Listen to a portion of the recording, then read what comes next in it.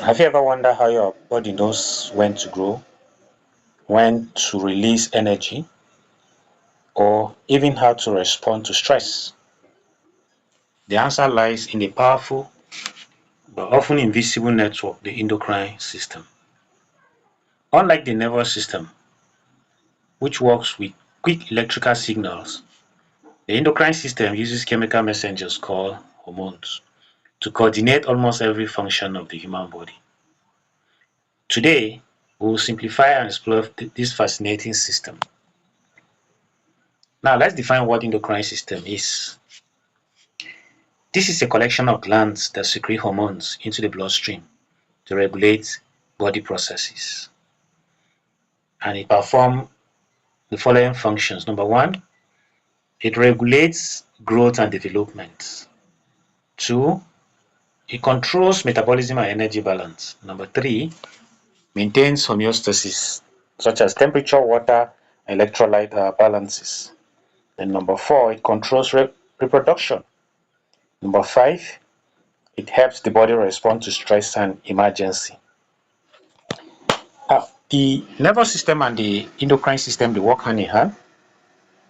However, the actions of the nervous system is fast and is mostly electrical, while that of the endocrine system is slower and is hormonal, which is long lasting. Now, the following are the major organs or major endocrine glands and their hormones. Now, let me shock you with the first one. It is called the hypothalamus. The hypothalamus actually is not an endocrine gland, but it's like a bridge between the endocrine gland and the nervous system. So, because of its connection, because of its relationship with the endocrine glands, even though it's a nervous system, yeah, we bring it in here because of what it does. Now, the hypothalamus is actually a master regulator. Remember, I said it's a link between the nervous system and the endocrine system.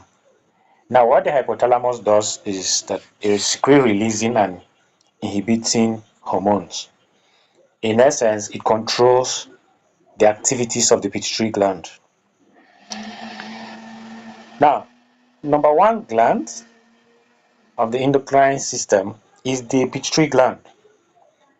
Now, the pituitary gland is also called the master gland. The reason is because it controls other endocrine glands. Now, it has two parts, the anterior lobe and the posterior lobe. Now, the anterior lobe secretes the following hormones: the growth hormone, which its primary function is for growth and metabolism; the thyroid stimulating hormone, which will stimulate the thyroid gland; then adrenocorticotropic hormone, they stimulate the adrenal cortex. We have the prolactin, which is responsible for the production of milk. We also have the follicle stimulating hormones and luteinizing hormones. These act on the reproductive system and they stimulate the process of or activities that are associated with reproduction. We have the hormones of the posterior lobe, and basically we have two hormones here. They are the antidiuretic hormone ADH, and what the antidiuretic hormone does is ensure that the body water is balanced. So it promotes water balance. If there's excess water in the body, it acts on the kidney to ensure that most of this water or fluid is excreted through the urine. Then whenever I have low blood volume, the same ADH also acts to ensure that most of the water are reabsorbed back to the bloodstream. Then the second hormone of the posterior lobe is oxytocin. Now, oxytocin is one hormone that is very, very key during childbirth. Why? Because it enhances contraction of the uterus for the expulsion of the fetus. or baby now from the uterus. Now, it also helps in milk ejection. So it acts on the epithelial cells of the breast and aids in the ejection of milk from the breast. Now, have other endocrine glands, and they include the thyroid gland, the pituitary gland, adrenal gland, the pancreas, the pineal gland, the gonad, and of course we also have the thymus. All right. Now let's look at this that I just listed, starting with the thyroid gland. Now the thyroid gland is located the neck region and is associated with the larynx. Right. Now it secretes hormones such as the tyrosine, triiodothyronine, and of course it also secretes calcitonin. Now tyrosine and triiodothyronine, they regulate metabolism, while calcitonin lowers blood calcium.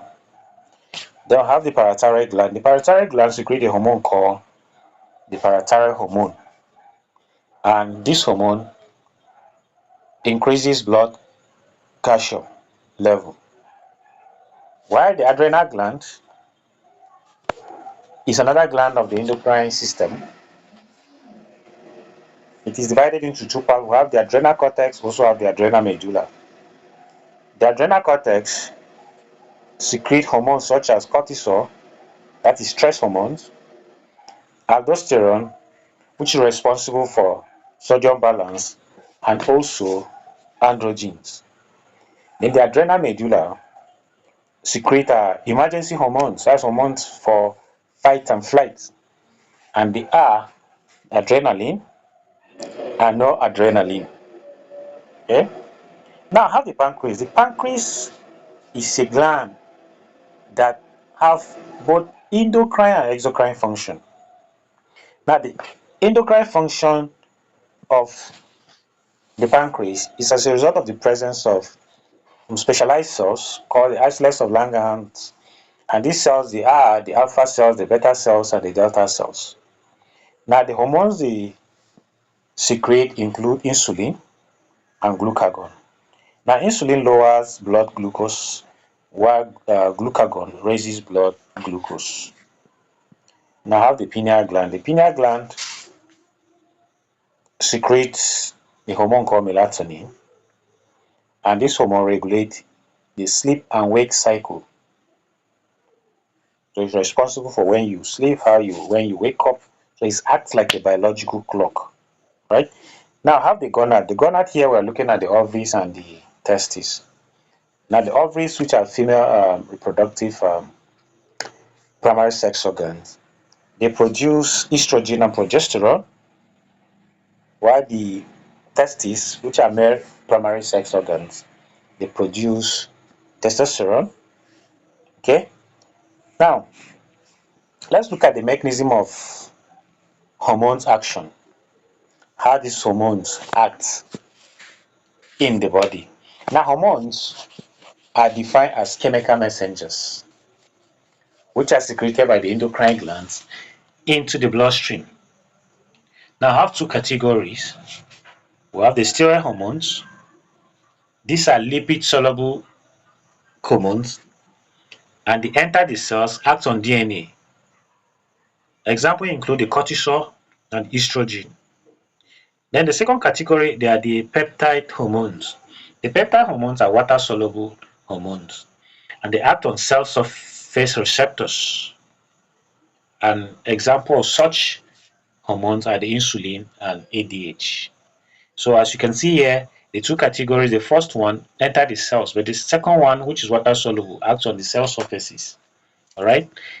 Now we also saw that the example of the steroid hormones are cortisol and estrogen, while that of peptide hormones said they are insulin and what ADH.